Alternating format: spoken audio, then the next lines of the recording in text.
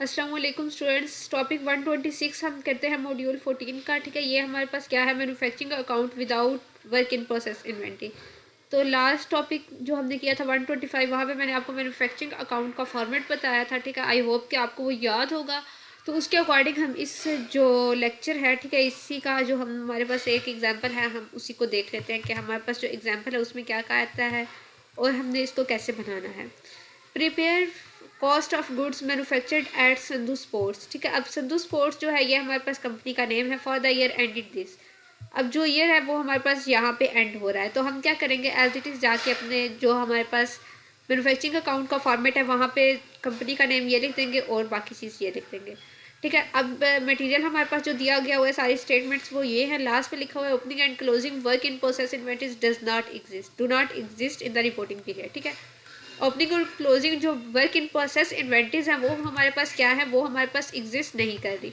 और वो हमारे पास क्या चीज़ें हैं, this one, opening work in process inventory and closing in work in process inventory, ये दोनों चीज़ें एग्जिस्ट ही नहीं कर रही, मतलब ये दोनों चीज़ें ज़ीरो हैं।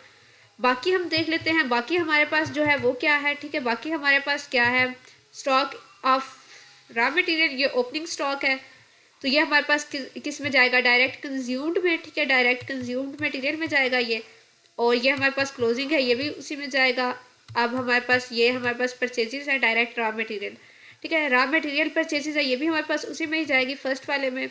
और कैरिज इनवर्ड्स भी हमारा क्या जाएगा, फर्स्ट वाले में जाएगा। ठीक है, और नेक्स्ट हमारे पास क्या आ जाता है, direct manufacturing wages. Direct manufacturing wages हमारे पास होती है एक टाइप की, हम पे कह लें आप। ठीक है, जो हम पे करते हैं अपने लेबर्स को, डायरेक्ट है, तो ये हमारे पास क्या हो जाएगा, डायरेक्ट लेबर कॉस्ट आ जाएगी, जो हमारे पास मेंशन थी पीछे फॉर्मेट, अगर आपको मैं दिखाऊं तो यहाँ पे ये मेंशन है डायरेक्ट लेबर। ठीक है, डायरेक्ट लेबर आ गया हमारे पास। उसके बाद है हमारे पास आता है royalty, royalty at production stage. ठीक है, रॉयल्टी है हमारे पास प्रोडक्शन स्टेज पे, मतलब ये हमारी दूसरी कॉस्ट में आ गई। और दूसरी कॉस्ट हमारे पास कौन सी है, अदर डायरेक्ट कॉस्ट है। ठीक है तो ये डायरेक्ट, लेकिन किस में आएगी, अदर कॉस्ट में आ जाएगी। प्रोडक्शन स्टेज पे ही आई है, लेकिन क्या है, रॉयल्टी है, और रॉयल्टी की जो कॉस्ट होगी वो हम अदर कॉस्ट में लिख देंगे। ठीक है, उसके बाद हमारे पास है indirect manufacturing wages. Indirect manufacturing wages मतलब इनडायरेक्ट लेबर कॉस्ट आ रही है, ये डायरेक्ट लेबर था, ये इनडायरेक्ट लेबर है। अब इनडायरेक्ट लेबर है तो हम उसको यहाँ पे शिफ्ट कर देंगे फैक्ट्री ओवरहेड में, ये देखें इनडायरेक्ट लेबर।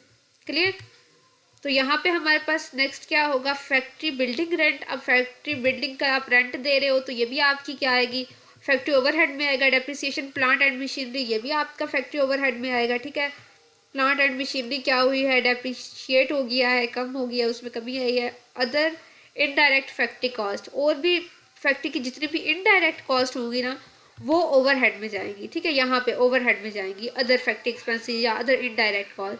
और जो डायरेक्ट कॉस्ट होगी वो हमारे पास यहाँ पे आएगी अदर डायरेक्ट कॉस्ट में। क्लियर, तो अब हम देखते हैं कि हम इस एग्जाम्पल को फॉलो करते हुए इसका सोल्यूशन जो होगा हमारे पास मैन्युफैक्चरिंग अकाउंट, उसको कैसे ड्रॉ करेंगे। ठीक है, अब इसको ड्रॉ करने के लिए यहाँ पे संधू स्पोर्ट्स लिख दिया, मैन्युफैक्चरिंग लिख दिया, डेट वही लिख दी। अब यहाँ पे जो चीज़ें मैंने आपको कहा था ओपनिंग इन्वेंट्री में आपने लिखनी है, डायरेक्ट मटेरियल कंज्यूम्ड कॉस्ट में, वो यहाँ पे ओपनिंग इन्वेंट्री में आ रही है। ठीक है, यहाँ पे हमारे पास ये ओपनिंग इन्वेंट्री है। ठीक है, यहाँ पे ओपनिंग इन्वेंट्री हमारे पास 1500 है। लास्ट क्वेश्चन में हमारे पास कितनी थी, 1500 एग्जैक्ट प्राइस। ठीक है, उसके बाद रॉ मटेरियल था 24,000 और कैरेज इनवर्ट्स था 1000। इन दोनों को हम यहाँ पे लिख देंगे, दिस वन। ठीक है, अब इन दोनों को हम क्या करेंगे, इन दोनों को हम ऐड करेंगे तो हमारे पास कितना आएगा, 25,000, जो हमने यहाँ पे मेंशन कर दिया। अब 25,000 में क्या करना है, जो हमारे पास क्लोजिंग इन्वेंट्री होगी उसको माइनस कर देना है। अब क्या करेंगे, 25,000 में ऐड करेंगे 1500, हमारे पास आ जाएगा 26,500। उसमें से हम माइनस कर देंगे इस अमाउंट को, तो हमारे पास आ जाएगा 24,400। ठीक है, डायरेक्ट लेबर की जो कॉस्ट थी वो यहाँ पे ऐड हो जाएगी।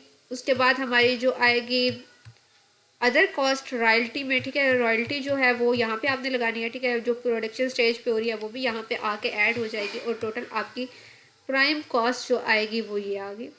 ठीक है, उसके अलावा जो चीज़ें आपको पीछे मेंशन की हैं कि ये फैक्ट्री ओवरहेड में आती हैं, फैक्ट्री ओवरहेड में वो सारी चीज़ें लिख देनी है और उनको ऐड कर देना है। बकिया आपके पास जो कॉस्ट आएगी टोटल वो आएगी ये 42,500। ठीक है, अब हमारे पास टोटल फैक्ट्री कॉस्ट आएगी। इसमें हम क्या करते हैं, प्राइम कॉस्ट को ऐड कर देते हैं डायरेक्ट मटेरियल कॉस्ट में।